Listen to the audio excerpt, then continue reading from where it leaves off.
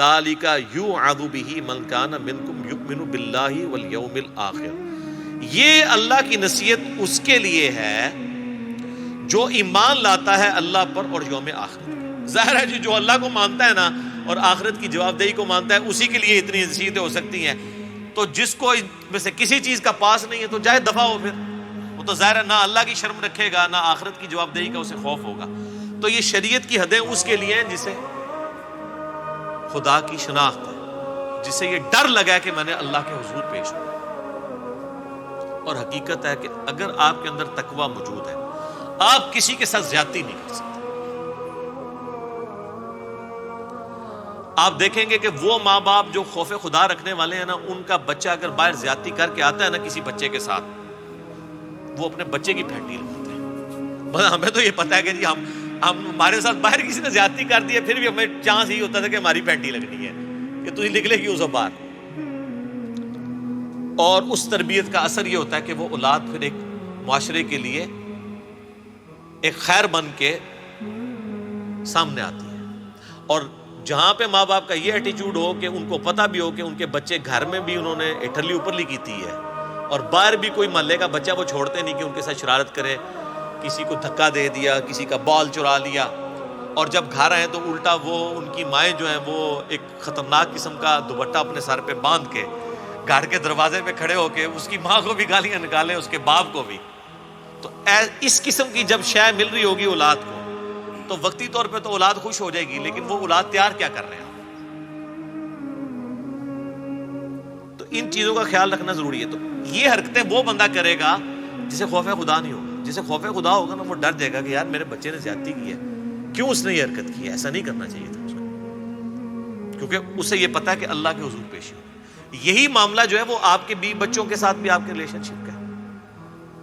یعنی اگر کسی شخص کو یہ پتا ہے کہ میری بیوی کی غلطی اس نوعیت کی نہیں ہے کہ اسے اس لیول کی سزا دی جائے، اور وہ اس کے اوپر ہاتھ اٹھاتا ہے، اسے مارتا ہے، اس کے ساتھ زیادتی کرتا ہے، یا بار بار اسے ٹونٹ کرواتا ہے، یہ اسی صورت میں ہے کہ جب اسے یہ پتا ہے کہ یہ بس اب میرے اوپر مرہون منت ہے۔ اگر اسے یہ خطرہ ہو کہ یار خوف خدا والا معاملہ ہے تو پھر تو انسان ہی حرکت نہیں کرتا۔ یہی معاملہ ہے ساس اور بہو کے ریلیشن شپ کا۔ آپ ساس سے اگر پوچھیں نا کہ آئیڈیل داماد کون سا ہوتا ہے،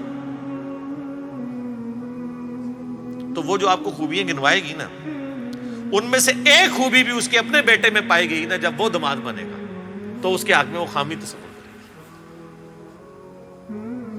کیونکہ وہ جتنی خوبیاں بتا رہی ہوگی وہ اپنے ریفرنس سے بتا رہی ہوگی نا۔ وہ یہ نہیں چاہ رہی ہوگی کہ میرا بیٹا جب شادی شدہ ہو تو وہ اپنی ساس کے ساتھ یا اپنی بیوی کے ساتھ اس کو تو ران مرید کہے گی،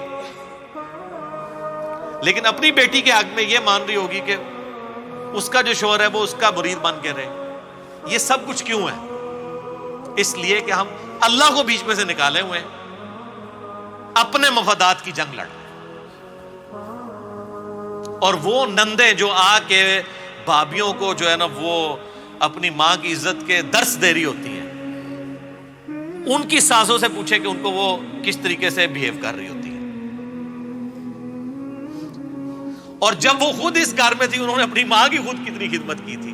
تم لوگوں نے اپنی ماں کی خدمت خود نہیں کی ہے، اور اب تم یہ ایکسپیکٹ کر رہی ہو کہ تمہاری بھابیاں جو ہیں وہ تمہاری ماں کی وہ خدمت کریں جو تم نے بھی نہیں کی بھی، نہ خود کی اپنی ماں کی خدمت، نہ آپ جہاں کہیں گئی ہو وہاں پہ خدمت کر پا رہی ہو۔ سب کہانی چل رہی ہے، صرف مولوی نہیں کہانی کرا رہے، پورا معاشرے کہانی سے چل رہا ہے۔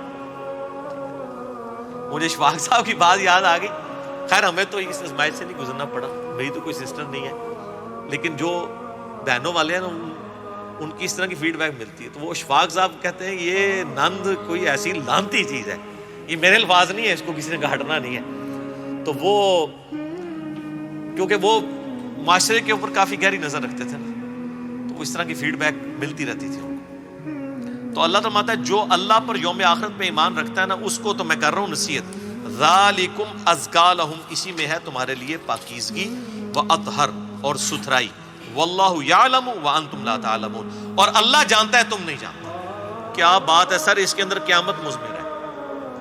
اللہ جانتا ہے کہ کس کا حق کتنا ہے اور کس کی ڈیوٹیز کتنی ہے، ورنہ تو مرد سمجھے گا کہ میرا یہ حقوق ہے جو اس کے نہیں بھی ہو۔